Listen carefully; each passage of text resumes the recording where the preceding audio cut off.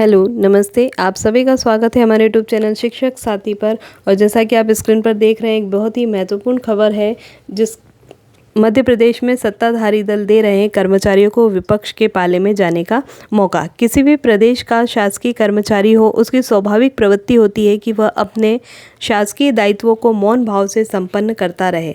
शासकीय कर्मचारी आंदोलन तब ही होता है जब शोषण की पराकाष्ठा बढ़ने लगती है। अपनी समस्याओं के निराकरण के लिए वह सत्ताधारी दल से संवेदनशीलता की आस लगाए रहता है और उम्मीद पाले रहता है कि समय सीमा में सरकार उचित कदम उठाएगी और समस्या का अंत कर उसे अपने कर्तव्य निर्वहन के लिए समर्पित भाव से काम करने का अवसर प्रदान करेगी। मध्य प्रदेश सरकार के पास विभिन्न संवर्गों की समस्याओं का ढेर लगा है, जबकि वर्तमान सत्ताधारी दल के बीच में अल्प अवधि को छोड़कर लंबे समय से सत्ता में विराजमान है। शासकीय, स्थानीय निकाय और आउटसोर्सेस आदि मिलाकर मध्य प्रदेश में 16 लाख कर्मचारी शासकीय कार्य में योगदान दे रहे हैं। कर्मचारी की समस्याओं का ढेर यह बताता है कि सत्ताधारी दल द्वारा कभी कर्मचारियों की समस्याओं को गंभीरता से हल करने की दिशा में कदम नहीं उठाए गए। आज प्रदेश में कर्मचारियों की प्रमुख समस्याएं पुरानी पेंशन बहाली, क्रमोन्नति, पदोन्नति, महंगाई भत्ता समय पर लागू न होना, पदनाम, अल्प वेतनमान, वेतन विसंगति, अध्यापक संवर्ग की वरिष्ठता, अतिथि शिक्षकों का नियमितीकरण, आउटसोर्स कर्मचारियों की सेवा की गारंटी आदि है। कर्मचारी अपनी समस्याओं से मुख्यमंत्री को अवगत कराना चाहता है, लेकिन उससे मिलने के लिए ढेरों पसंद नापसंद के आधार पर मानवीय बाधाएं खड़ी कर दी गई। कर्मचारी अपनी मांगों की और शासन का ध्यान आकर्षित करने के लिए भोपाल में धरना प्रदर्शन आंदोलन करना चाहता है, लेकिन प्रशासन द्वारा अनुमति नहीं दी जा रही। कर्मचारियों का सत्ताधारी दल से लगाव बेबसी में अलगाव के संकेत देने लगा है। आमतौर पर कर्मचारी सत्ताधारी दल के साथ ही रहना पसंद करता है, लेकिन उनकी समस्याओं की अनदेखी की गई तो वह अपना रुझान विपक्षी दल की ओर बढ़ाने लगता है। शासन तक अपनी बात वह विपक्ष के माध्यम से पहुंचाने के लिए बाध्य हो जाता है, क्योंकि यह मानता है कि लोकतंत्र में मजबूत विपक्ष सरकार को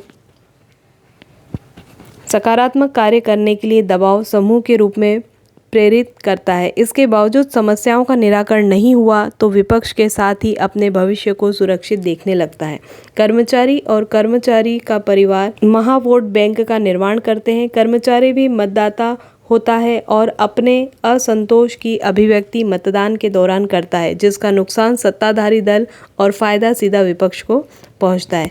मध्य प्रदेश के राजनीतिक गलियारे में के इतिहास में थोड़ा सा पीछे जाए तो 2017 आते आते कर्मचारी घोषणाओं के बोझ से दब गया था, लेकिन उन घोषणाओं को व्यवहारिक धरातल पर पूरा न होते देख कर्मचारी आक्रोशित होने लगा था। हम मौके को उस समय के विपक्ष और मध्य प्रदेश कांग्रेस कमेटी के प्रदेशाध्यक्ष कमलनाथ ने भुनाने में कोई कसर नहीं छोड़ी। उन्होंने होटल पलाश भोपाल में कर्मचारियों का सम्मेलन करवाया से लेकर रानी कोठी लॉन छिंदवाड़ा तक अनेकों कर्मचारी सम्मेलनों में शिरकत कर कर्मचारियों की समस्याओं को लिपिबद्ध किया और सरकार बनने पर उन समस्याओं को हल करने का वचन दिया। सत्ता परिवर्तित हो गई, विपक्ष को सत्ता हासिल हो गई और सत्ताधारी दल को विपक्ष में बैठना पड़ा, जबकि किसी राजनीतिक विश्लेषक ने शायद ऐसा सोचा भी नहीं था। हालांकि राजनीतिक उठापटक के बीच कमलनाथ की सरकार स्थिर नहीं रह पाई। उन्होंने फिर से विपक्ष में बैठना पड़ा। काम करने के पूर्व मुख्यमंत्री कमलनाथ को ज़्यादा अवसर ही नहीं मिला, लेकिन सत्ता में आने के पुराने अनुभव को पूर्व मुख्यमंत्री कमलनाथ भुला नहीं पाए। वे फिर से कर्मचारियों को साधने के अभियान पर निकल पड़े हैं। शुरुआत उन्होंने 1 मई को मानस भवन भोपाल में कर्मचारियों के सम्मेलन में शामिल होकर और उनकी सरकार बनने की स्थिति में नियुक्ति दिनांक से वरिष्ठता के साथ पुरानी पेंशन बहाली के साथ कर्मचारी हित में अनेक घोषणाओं से कर दी। वे निरंतर कर्मचारियों के समूह में प्रदेश भ्रमण के दौरान मिल रहे हैं। कर्मचारियों का रुझान विपक्ष की ओर होते जा रहा है।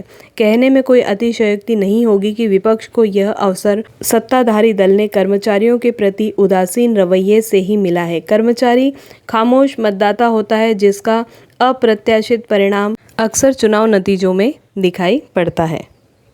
तो आशा है ये जानकारी आपके लिए महत्वपूर्ण रही होगी। यदि ये जानकारी आपके लिए महत्वपूर्ण है तो हमारे चैनल शिक्षक साथी को सब्सक्राइब कीजिए, बेल आइकन को क्लिक कीजिए।